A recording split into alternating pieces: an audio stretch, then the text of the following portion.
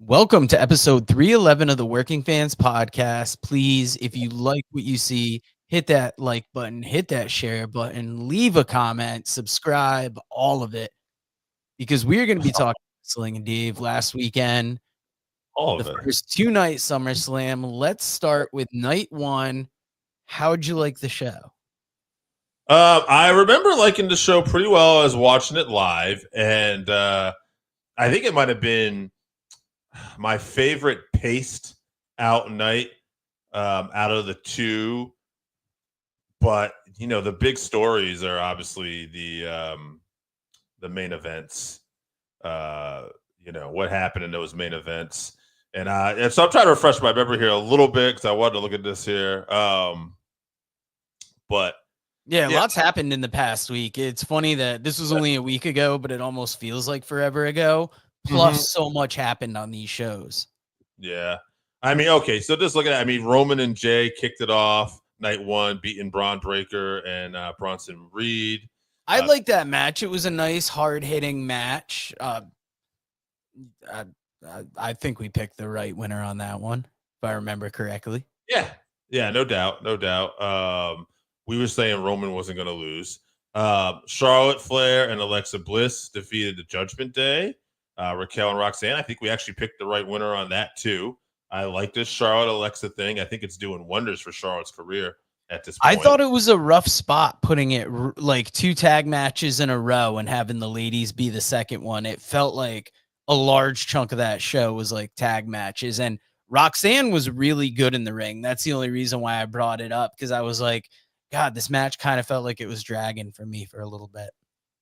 Yeah, see, for me, I actually still enjoyed that, but it was the next match, Sami Zayn and Karrion Kross, that hit kind of a lull. And we picked the right winner. You sold me on Sami, but then I think nothing really happened afterwards. And of course, now, yeah, no storyline coming out of that, which was very surprising.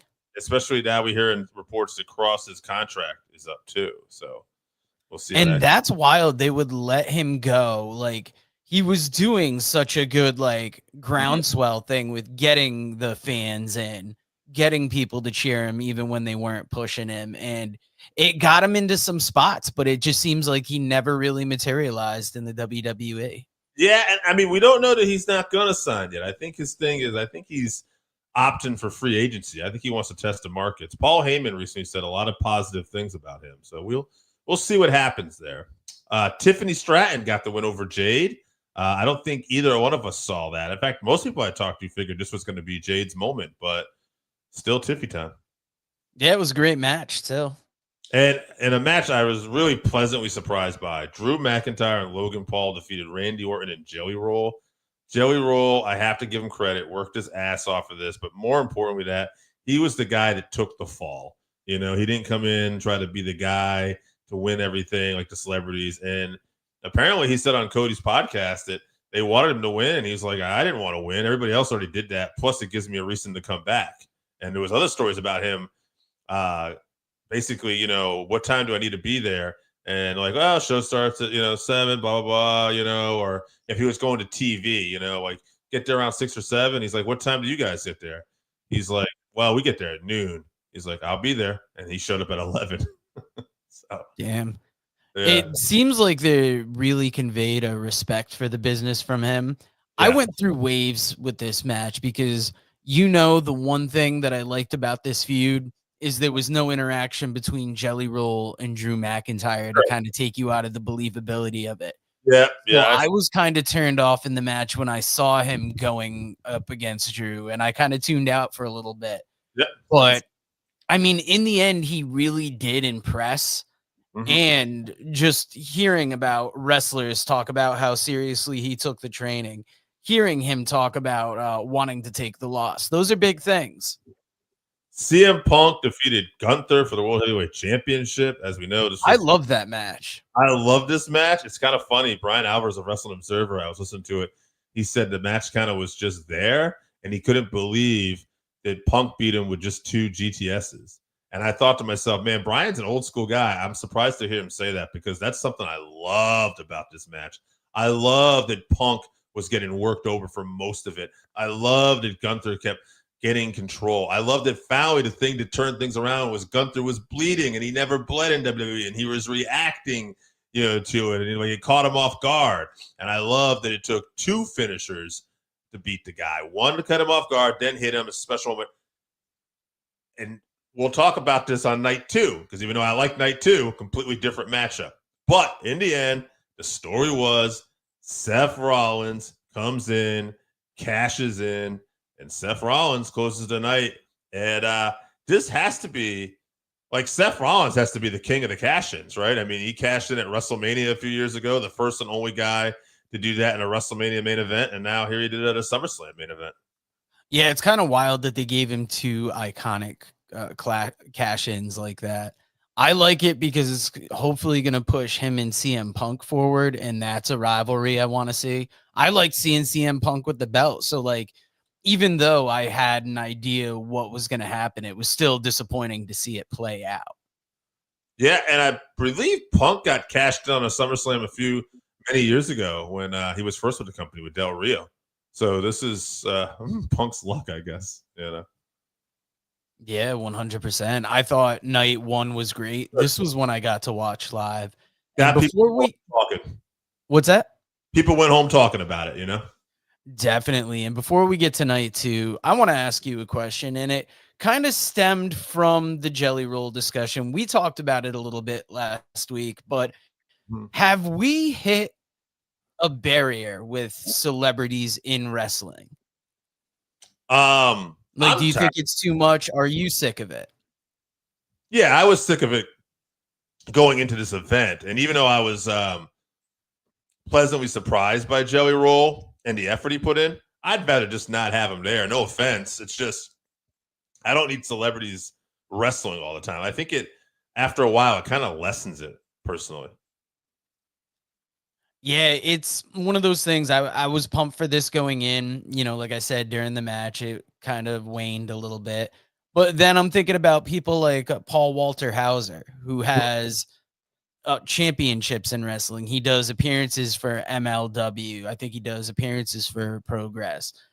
And he's a big name. Like, he wore a championship belt to a Hollywood premiere. So that's almost the way that it does it better. But I still think overall it's just weird to have celebrities get in the ring and compete with other wrestlers. Like, in the case of Logan Paul, I didn't mind it as much because Logan Paul was almost like the first celebrity that got into wrestling. And then we almost think of him just as a wrestler now, which is kind of wild. I think the thing with Paul Walter Hauser too is that he is a legitimate, like, big time actor doing, getting Emmys and stuff like that. And he's wrestling mostly on like an independent level too, which is kind of cool. You don't really see that. So yeah, I don't have a problem with that. I guess we're gonna have to take it by case basis. But I wouldn't mind if WWE toned it down a bit. Like, maybe let's wait till, like, we're probably only going to wait till WrestleMania. But if we waited another year, I'd be fine with that. Yeah, I could see that. And how'd you like Cardi B's involvement in this show? They've been hyping her up for a while. No, and I could give 2 shits. I think she said something that made me laugh. Like, I think she was trying to get the crowd. Wait about Logan Paul. I love me some Randy Orton, but I did not care about that. Yeah, overall, it just felt kind of like shoehorned in there. I mean, she may be a fan, but even being somebody that's into hip hop, I didn't care for it too much. It didn't grab me. I'd rather have that, or you're just coming out, say a few things for a couple minutes, or you're in the crowd, and then having, them wrestling and be in the spotlight all the time, Yeah, that's a good point. And we're going to get to SummerSlam night 2. This is one I had to catch up on because I had a concert that night, and it was hard to avoid the news of this one. Yeah, you texted me, I think, within minutes. But that was about the main event. We opened up. Naomi defeated Rhea Ripley and Io Sky. Naomi continues to kill it. No surprise here. Naomi, we picked. The Wyatts, though, we get on the next match. They won this crazy TLC match. I think we both thought we'd find different teams champions here. But, yeah, they beat Let's see. Andrade Phoenix, DIY, Axiom, Motor City Machine Guns, and Street Profits. And some scary spots. Even Candice LeRae got involved here, and she took a scary spot. But yeah, kind of a car wreck. Yeah, I would almost say this, like, outside of the main events, this would probably be my match of both nights just because it was such a wild spectacle and, great for that second night of SummerSlam to really get people in. Becky Lynch defeated Lyra Valkyria. Bailey ended up accidentally hitting Valkyria. And this was kind of a polarizing match. I've seen online. Some people loved this match. Some people hated this match. To me, it kind of dragged a bit. And Solo and Jacob Fatu for the United States Championship. I also thought this kind of dragged a bit for me personally. Like, I like Jacob, but I don't know. This evening was kind of going slow for me a little bit here. I expected to like that cage match a lot more than I did. Like, it was good. Yeah. But like, I don't know. It didn't quite hit the mark. And then Dominic Mysterio defeated AJ Styles, and it was a fine match. It's AJ Styles, you can't really go wrong. But I really did mostly enjoy the fact that we're just keeping this Dom train rolling. And I love the fact that Dom's going to be competing for the AAA Mega Championship. And I think it's him, Dragon Lee, whoever El Grande Americano is, and Elva Kingo right now. And I'm excited about that. Yeah, that's next weekend on Triple Mania, which we'll mention it here. It's on the WWE's YouTube channel. Very excited for that. And then main event, man. Interesting, right? Cody Rhodes, John Cena.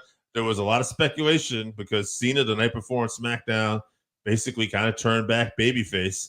And people were wondering, is this for real? Is he going to swerve him? And I kind of thought what was going to happen minus Brock Lesnar coming back. But like, I thought that I said it on this podcast. I thought that Cena was going to do the right thing. And I thought ultimately Cody would win, which he did. And I thought Rock would be the one to come out. Not Brock, Rock. I thought Rock would be there and he would fire, Cena and then beat him down. The match itself, though, before we even get to Brock, I have to say, I liked it. It's, a lot of people loved it. For me, again, I've talked about in the show, there's just so many kicking out of finishers. There's like super attitude adjustments, and it's a bit much for me. But in the end, when you're dealing with a talent like Cena, who's towards the end, I thought it was a good way to do it in this situation. So happy for Cody to get the title back. Happy Cena was able to pull out probably his best match since coming back. And in the end, Brock Lesnar's back, and it was an oh shit moment. People seem to be very polarizing on him being back. Some people seem to really love that he's back. Some people are like, oh, how could WWE bring him back? I mean, in the end, I don't think I was too shocked that they ever brought Brock back. But it was a moment. It created a moment. I'll say more that I'm surprised Brock returned rather than surprised that they brought him back.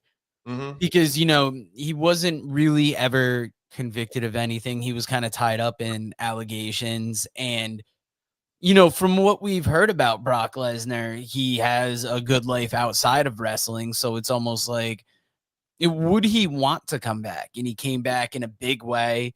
It's going to be great to see him against Cena. Mm-hmm. I like the return. Yeah, and I am interested in to see where we go from here. People said the last time we saw Brock was 2 years ago. Well, the last time at SummerSlam 2 years ago, he was helping put Cody Rhodes over. Cody Rhodes defeated him, and Cody Rhodes even got the endorsement from Brock at the very end, where Brock shook his hand and raised his hand. So we'll see what happens in the coming months. It's very interesting right now. Dave, I hate to steal a gimmick from the Combat Cast, but now that we see Brock returning, what are some possible matchups you'd like to see him in? Well, obviously the Cena one, we're probably going to see that sticks out, but Gunther right away. Gunther's a huge one. Yeah, Gunther's the one. If they get him signed and give him a mega push, and by the way, this is outside the box, and it's light years probably not going to happen. But if he was pushed properly and signed, Karrion Kross, would be one I would love to see. Oh, that would be badass. You could have almost like not all like borderline MMA influence in it. And Um, I'll give you two more names: Braun Breaker and Bronson Reed. Both Bronson Reed stealing people's shoes, laying out Roman Reigns. I love that guy right now. So him or Braun would be interesting matchups. I was thinking Braun Breaker as well. I wouldn't mind seeing like a Jacob Fatu stepping in there. Yep. A modern day Brock Roman match could be interesting. Brock Jeff Cobb could be wild. Jacob is a great one. I think circle back to that one. That's the one maybe we need to get in sooner than later. I like that. Yeah, a lot of good possible opponents. A lot of news coming out of SummerSlam. And Dave, I'm going to need you to explain something to me. Yeah. This week we had the news that WWE is moving their streaming to ESPN in 2026, is it? Yes. Yep. And how does this work? How much extra is this going to cost me? Yeah, right. Because everybody's doesn't know what the fuck is going on. So here's where it's interesting. I think you have to have ESPN already, and it's a new streaming platform. It's not ESPN Plus. All right, and the new streaming platform is $29 a month or $29.99 a month, something like that. But yeah, so figure about $30, give or take. And I think it's called ESPN DTC or something like that. And wish I'd done my homework a little more on this, but it's just bits and stuff I remember it. And I understand it's going to start at WrestleMania, is what Dave Meltzer said. So okay, I don't know if it's going to have the library.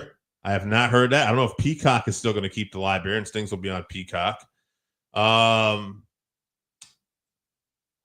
it's funny because if we don't need, I'll just say this from a personal note. If I don't need ESPN and I can just order this from a streaming, I'm probably going to cancel my Sling account, which is like $40-$50 a month.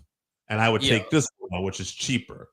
But if I need linear ESPN, then I'll have to figure out something else probably because it's interesting.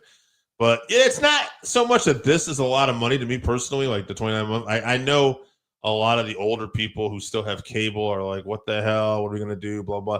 But it's streaming as a whole. Like everybody wants to divide their shit up and put everybody, we'll put a piece here, there. We'll put a piece here, there. And it's all to make money. And that's great. But man, it really does feel like a big, well, who cares about the consumers? They're going to pay it anyway, right? Well, I did see that, like, if you already have it through cable, somehow there's like you can watch. Are the pay-per-views included, or will they be a separate price? Because I know with UFC, you can belong to ESPN Plus, but then you pay for those pay-per-views on top of it. No, this is included. This is what they're getting. They are getting premium live events. That's why I don't know if the library is coming over. But they paid for the premium live events to be on this platform. And that platform is going to be about $29, like I said, I believe $29 a month. And that's going to include WWE, among other things. You know, I don't know what else will be on that, but yes. Okay, so do you think this is a good move? Do you think it's a bad move? Is it a lateral move? Because, like, I still don't understand it fully. I read a little bit about it to try and catch up for this. Good move. It might not be great for some of us hardcore fans, but it's WWE basically now going to be on ESPN and Netflix, right? Like when you think of sports and you think of watching sports, ESPN is one of the biggest names. When you think of streaming, you think of Netflix. Throw in the fact that they're still with USA and getting to be on NBC for Saturday night's main events. You know, they're on broadcast with the CW, which is, you know, not a big broadcast, but nonetheless broadcast. Like they're on basically every type of platform you can imagine right now. So this company is a monster. Do you think that moving to ESPN will get them, I don't want to say considered more of a sport, but could it get them more respect in the sports world? Legitimacy. Legitimacy, yeah. Yeah, maybe. Maybe. I think people know what WWE is at this point, right? I think there's going to be a few people who always are just going to be like, "Oh, what's this fake shit going on here?" Blah blah blah. But ESPN is, they're paying good money to have WWE there, and I got a feeling like part of this is that WWE is very hot right now, even though like I feel like they were hotter maybe like a year ago. Like the people running WWE, Nick Khan, the people running TKO, Ariel Emanuel. I mean, they all seem to really know how to get their product, across. Yeah, 100%. And if you don't know what WWE is at this point, there's one show that makes it very easy to discover that. We are dipping into episode 2 of WWE Unreal. And this one starts. This is kind of talking about the road to WrestleMania. Features it's kind of like about the Rumble. But how did you like this episode? What were some standout scenes, moments, all of that? I mean, just kind of kicked off. A lot of it to me was about Jey Uso in particular, and the push he was about to receive.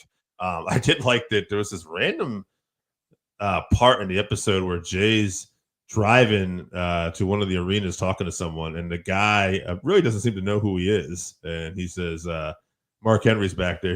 He's like, oh, he'll vouch for you. Okay, good. I just thought that was kind of funny. Yeah, that's in the intro because even the security guard's telling him like, I'm looking for Mark Henry and like 2 other names.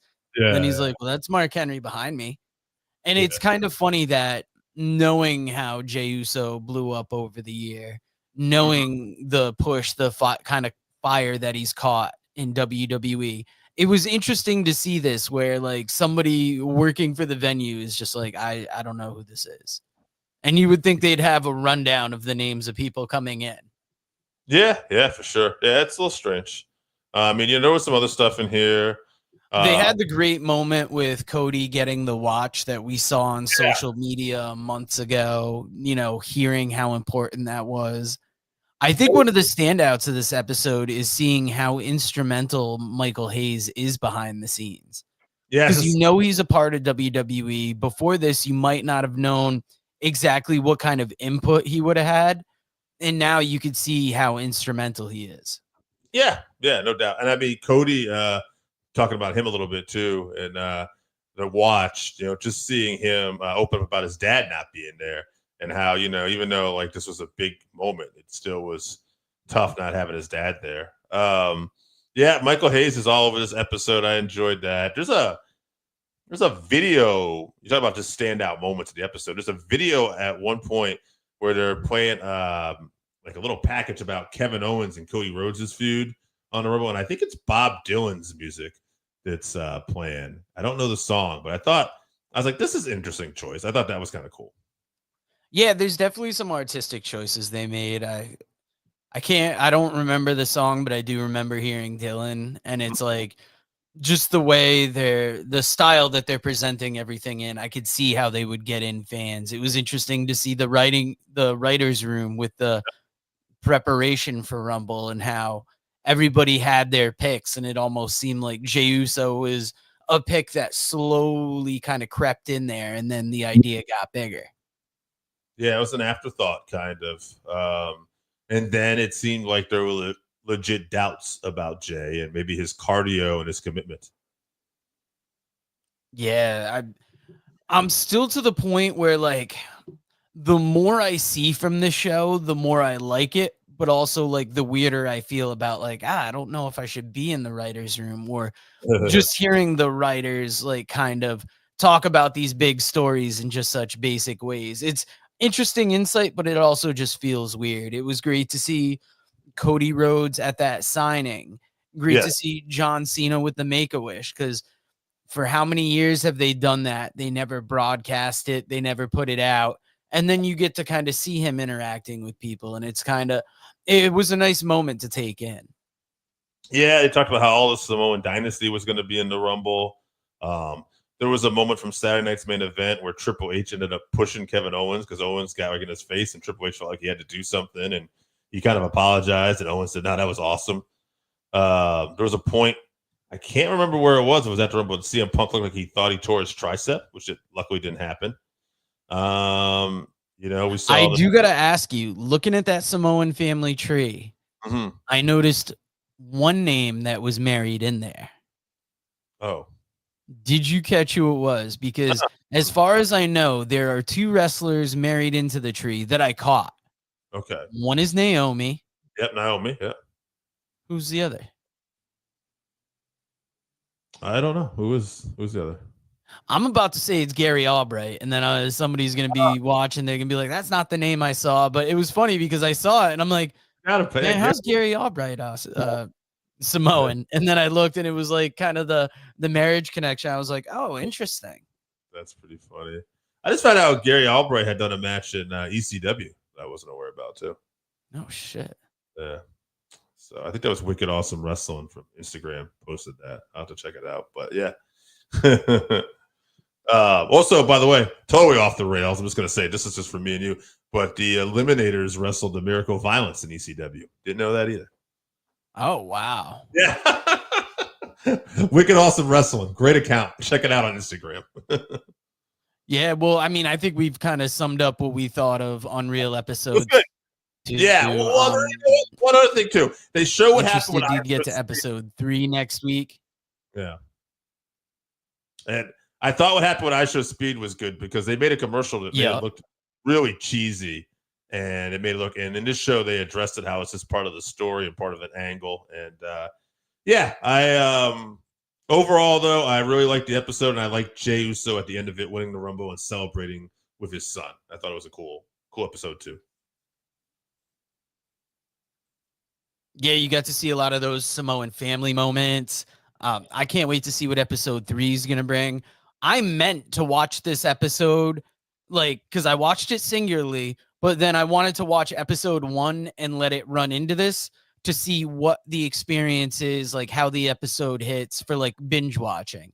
Maybe I'll do it with episode 3. We'll have to see, but we're going to end today's show with a couple comparisons. And the first one I saw that I really liked was the Hardys or the Motor City Machine Guns. This is a great matchup because these are 2 great high-flying teams, different eras, but they have existed in the same company.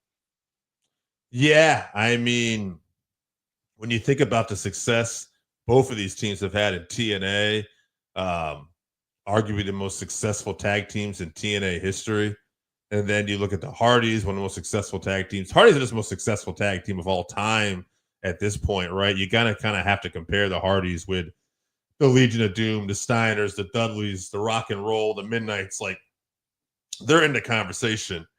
If you were just to look at this as a success thing, obviously the Motor City Machine Guns are very successful. Ring of Honor, New Japan, but I don't think I could say they're more successful than the Hardys. I think they might be better in the ring because they're kind of the Hardys upgrade. They're a little more athletic. They came a little after the Hardys, and they're still probably more innovative. However, when you just look at the complete package, and if you're going to measure like the Hardys, like in their prime and what they were doing, like, I don't know. I feel like I got to go with the Hardys here. It's hard not to pick the Hardys. Like, this is a good comparison. Like, maybe if you're younger, you might go with the Motor City Machine Guns because they did so much on like smaller stages and then eventually made it to the bigger stage. But the Hardys, they've been doing it since they were kids. They've been doing it in multiple companies. They're still going to this day, even when people are like questioning their ability to go, but they still get it done. They're on WrestleMania. Yeah, it's hard to pick against the Hardys. And coming up at Bound for Glory this year, we're going to get the Hardys and the Dudleys. So even that matchup is really interesting to see all these years later. And it's just a testament to their success. Agree. And I complained about doing 2 tag team matches in a row at SummerSlam, but we're going to do 2 tag team comparisons here today. And I have no problem doing this because you're comparing the Rock and Roll Express and Bobby Eaton and Arn Anderson from the Dangerous Alliance. This is a good 90s matchup. Think about like maybe late 80s rock and roll versus this mid 90s Arn Anderson and Eaton. Who's your pick here? So for longevity, I'm going to go with the rock and roll. But technically speaking, like Eaton and Anderson are just such a great team that, you really can't go wrong either way. Eaton and Anderson are fantastic, but they just didn't have the longevity. So I got to go rock and roll. Yeah, I mean, I really like the Dangerous Alliance. Any team with Arn Anderson is great. And it was interesting seeing that mix of Arn Anderson in there with Bobby Eaton being that great high flyer. You might have thought of Bobby Eaton with the Midnight Express. But if I had to pick somebody, I'm going to pick the rock and roll. And guys, Dave's taking care of wrestling business, but if you enjoyed what you saw, please hit that like button, hit that share button, hit that subscribe button, and here's some of our great sponsors. Author Ray Lopez presents Lockup, professional wrestling in our world. Lockup dives headfirst into the colorful world of professional wrestling. Explore the iconic characters, careers, matches, history, and families, and delve into the bizarre and fascinating entwining of professional wrestling and film, television, football, politics, gender, and race. Pre-orders are available now on Amazon.com or at MascotBooks.com. This is the perfect gift for the wrestling fan in your life. Pick up a copy today on Amazon.com or at MascotBooks.com.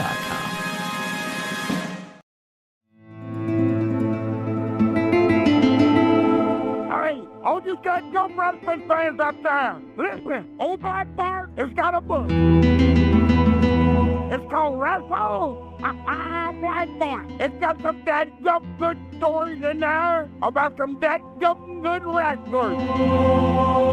Read stories of Dusty Rhodes, the Von Erich, Scott Casey, Sergeant Slaughter, Roddy Piper, Mr. Fuji, Ron Bass, Bruiser Brody, Mike Davis, the Grappler, and many others. And I guarantee you one thing, that it'll be the best dadgum read you've had in a long, long time. Get your book today at Russellville.com or on Amazon. Russellville, it's where wrestling lives.